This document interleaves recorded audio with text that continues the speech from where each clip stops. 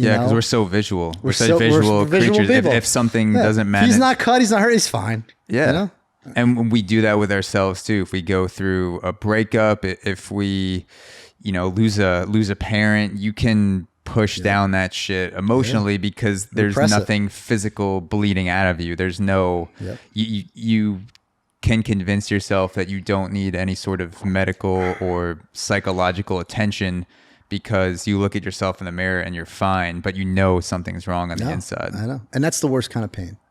I feel like if you can't identify where it's coming from, it's something you feel like you can't fix it. I feel like there's nothing worse than that. Yeah.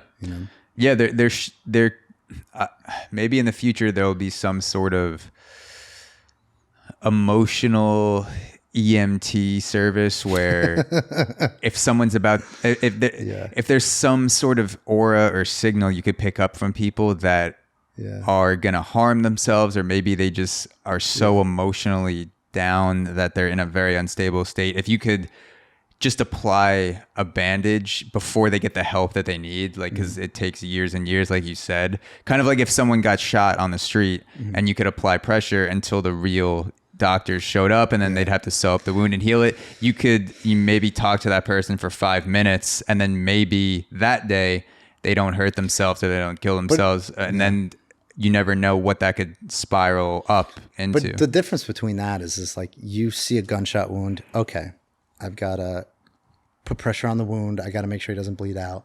Like, it's procedural. When it comes to a mental health issue, there's no one size fits all. It requires a lot more extensive sort of involvement, and I feel like unless you're an empath, unless you're somebody that's compassionate, you're not going to really be able to help somebody. And I'm not trying to diminish, these clinics that are, psychologists or psychiatrists, but, I've been to at least 10, and it's really tough when you're in that mindset. You want to feel like you can identify with somebody. You want to feel like you have a connection with somebody.